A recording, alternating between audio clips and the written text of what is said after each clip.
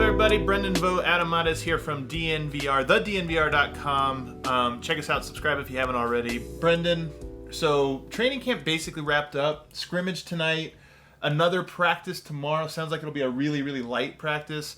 But today we got to talk to Mason Plumlee, who we hadn't talked to yet. Not yet, not even on Media Day. Media Day, he was absent. Hasn't talked the first couple days. Talked to him today. First of all, do you think it's strange at all that we didn't talk to him before today? I did think so, but then they threw him out in front of us today, and he seemed fine. Yeah, nothing was up, so I guess it was a whole bunch of nothing. It probably was. He did, I think, there's been these little things that people have said about Michael Porter Jr. and things that he has done that I think he's one of the big winners of the week. Yes. I don't know if that really means anything, but he's just said all the right things. And I thought that Mason Plumlee today had maybe the best quote about Michael Porter Jr. Unprovoked. He basically said his shot selection is what's been impressive. And that's the number one. And Mike's, everybody speaks to his talent, but, I wasn't in a lot of the preseason pickup, but he's been very comfortable in training camp, getting to the right spots. And, like everybody, myself included, takes some bad shots, but for the most part, he's taking shots in rhythm and within the offense. And that's the number one thing you'd like to hear, right? And that's been the conversation about him all week. We know how talented he is, but he's learning how to fit in to what they like to do. To your point earlier, it was unprovoked, right? The question was not a leading one. Mason chose to highlight the shot selection. Right. You can only pull so much from training camp, but that's a genuinely encouraging bit. Outside of the injury, it's honestly my number one concern. And to be honest with you, sometimes it's even above that. It's, right. It's just his style of play lends itself to bad shot selection. And so the fact that a veteran like Mason, who, by the way, would know and wouldn't just give that up if it was like, this or that. So for him to be like, oh, I'm really impressed and surprised by that, to me, I think it's a really encouraging thing. We also talked to Will Barton. So maybe some encouraging things out of Mason Plumlee. Will Barton, I think a lot of people are going to run with this quote. He talked about maybe coach hasn't communicated with him that there's an open position battle at small forward. Was it open? Yeah. I think it's open. I didn't know. Nobody told me that. Oh, okay. You heard that? You told me something. No, I'm just reiterating what Malone said. Oh, he told y'all that? He did. Oh, I didn't know that. You didn't know it was an open competition? No, I didn't know. But it's been good, though, I guess. But now that you just said it, I think the guys at the three positions have been playing well. Including yourself? Yeah, when I've been out there. Yeah. Our guess is that is that Malone didn't tell him. He chose to tell us he chose to Barton through the media, through us. At least that's what I picked up on through those comments, and that Barton wasn't thrilled about it. I'm trying to remember, did Malone use the phrase open position battle? Do you know? It's been used so many times now, I'm not sure I can remember. And I'm trying to think, I know Malone, when he was asked about it, had sort of a long-winded answer that implied yes, but it wasn't necessarily like, oh yeah, it's open.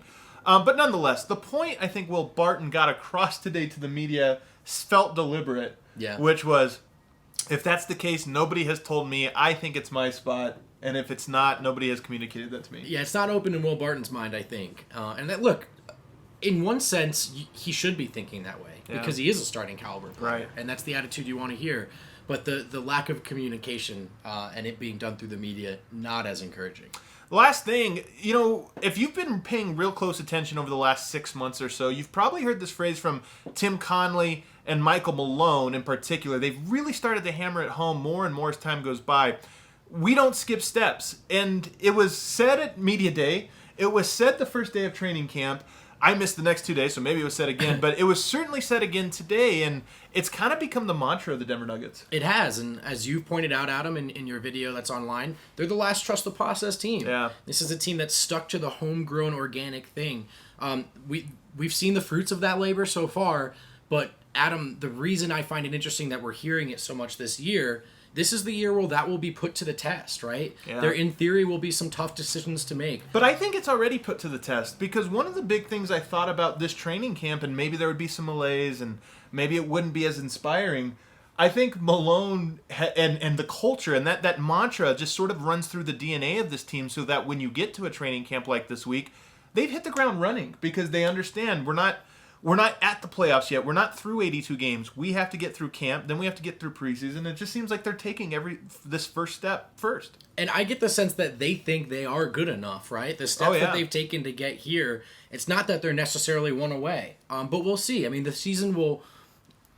They might feel differently about that in a few months. And the truth is, while they haven't pulled the trigger, they have tried to trade Gary Harris, and we've heard Jamal Mary's name come up. So it's something to keep track of, because it will come up again with that Bradley Beal conversation around the trade deadline. It reminds me of Game of Thrones. Every family has a saying, right? We do not sow. Right. We don't skip steps. Kind of is like that. It's like, you know what? This is who we are at our core. And it's built this peak of Nuggets fandom. It's not just that the fans are excited about what's on the court. They feel connected to them. Yeah. And it's felt 2-3 times as fun the whole way through.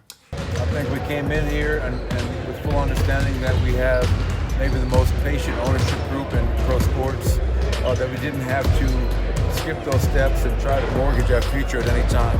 When you draft as well as we've drafted and acquire young talent like we have, you don't want to just, like other teams have done, we're going to trade these young players for a couple of vets who wind up leaving anyways. Now you're left with nothing. And so what is your identity? What is your culture? What are you trying to establish? So not skipping steps is something that I think we talked about from day one. We're going to build this. We're going to build it the right way. We're going to draft well. We're going to grow from within organically. And now you're starting to see the payoff.